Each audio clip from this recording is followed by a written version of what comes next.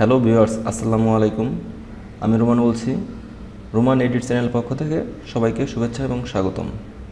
বন্ধুরা, আজকে আমি দেখাবো ফটোশপের সাহায্যে কোনো ছবিতে অথবা কোনো প্রোডাক্টে ড্রপ শ্যাডো কীভাবে ক্রিয়েট করতে হয় সেই বিষয়। আমার এই টিউটোরিয়াল প্রথম থেকে শেষ পর্যন্ত দেখলে তোমরা ড্রপ শ্যাডো অতি সহজে ক্রিয়েট করতে পারবে। আমি এই ছবিতে ড্রপ শ্যাডো ইউজ করেছি। এটা হলো ড্রপ শ্যাডো। এটা হোয়াইট কালারের উপর ড্রপ শ্যাডোটা এরকম দেখাচ্ছে। আমি যদি কোনো সলিড রেড কালার অথবা অন্য কোনো কালার ইউজ করি তাহলে এরকম দেখাবে, অথবা পিঙ্ক কালারে এরকম দেখাবে। এই কাজটা আমি কীভাবে করেছি তা জানতে এবং শিখতে সম্পূর্ণ ভিডিওটা দেখতে হবে। কোথাও 1 সেকেন্ড স্কিপ করলে তোমরা এই কাজটা শিখতে পারবে না।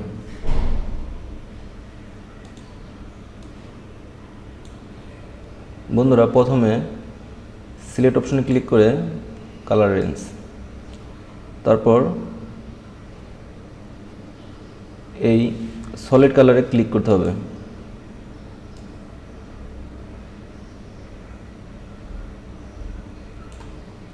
চব্বিশ করলাম, তারপর এখানে ওকে প্রেস করলাম। সম্পূর্ণ ছবিটা সিলেক্ট হয়ে গেল, কিন্তু আমার শুধু এই মেয়ের ছবিটা সিলেক্ট করা দরকার। এখন আমি এখানে ক্লিক করলাম select ইনভার্সের shortcut Ctrl+Shift+I।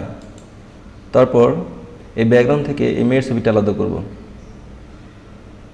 Layer, new, layer by copy, shortcut Ctrl+J।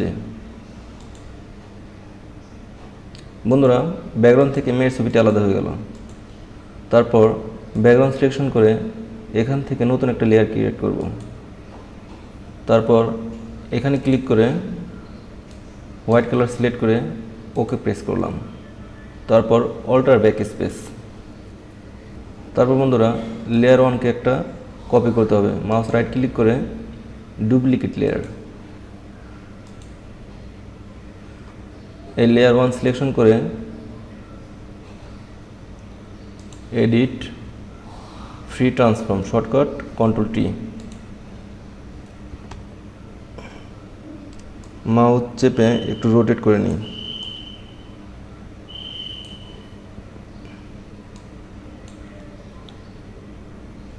Shift চেপে ছবিটা সমানভাবে ছোট করে নিই।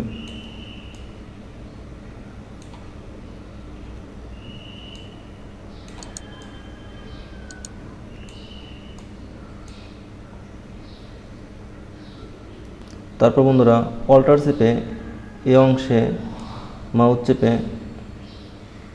এই পার্টটা একটু বড় করে নিই। তারপর অল্টার চেপে এই অংশে ক্লিক করে বাম পাটা একটু উপরের দিকে নিয়ে আসলাম।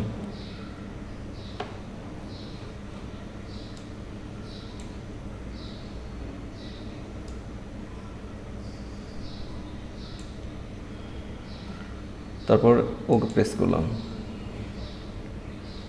তারপর বন্ধুরা, এখানে মাউস রাইট ক্লিক করে সিলেক্ট পিক্সেল। তারপর এখান থেকে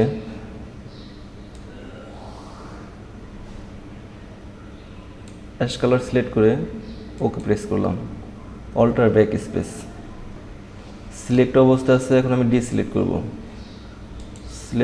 ডিসিলেক্ট, শর্টকাট Ctrl+D।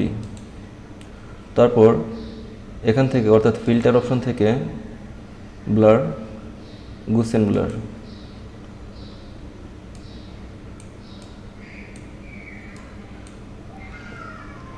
.6 করে ওকে প্রেস করলাম। তারপর এখান থেকে মাল্টিপ্লাই করতে হবে। অনেকের মনে প্রশ্ন থাকতে পারে এখানে মাল্টিপ্লাই কেন করলাম, এ বিষয়টা আমি একটু পরে দেখাই। হোয়াইট কালারের উপর ড্রপ শেড এরকম লাগছে। এখন যদি আমি আরেকটা লেয়ার নিই, রেড কালার সিলেকশন করে ওকে প্রেস করলাম। Alter backspace. তারপর এই লেয়ার 3 লেয়ার 1 এর নিচে নিয়ে আসলাম। বন্ধুরা, লেয়ার 1 মাল্টিপ্লাই কেন করছি সে বিষয়টি এখন আমি বলছি। যদি মাল্টিপ্লাই না করতাম তাহলে আমার যদি নর্মাল থাকতো তাহলে এরকম লাগতো।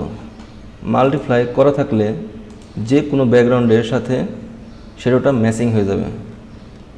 বন্ধুরা, আমার এই ফটোশপের টিপস অ্যান্ড ট্রিক্সটা যদি তোমাদের পছন্দ হয়, যদি ভালো লাগে, যদি কোনো উপকার আসে, তাহলে আমি আশা করব আমার এই ভিডিওতে একটা লাইক দিবে, সেই সাথে আমার চ্যানেলটি সাবস্ক্রাইব করে পরবর্তীতে আরও সুন্দর সুন্দর অ্যাডভান্স ভিডিও পেতে রোমান এডিট চ্যানেলের সঙ্গে থাকবে। কথা হবে নেক্সট টিউটোরিয়ালে। সে পর্যন্ত সব ভালো থেকো। আল্লাহ হাফেজ।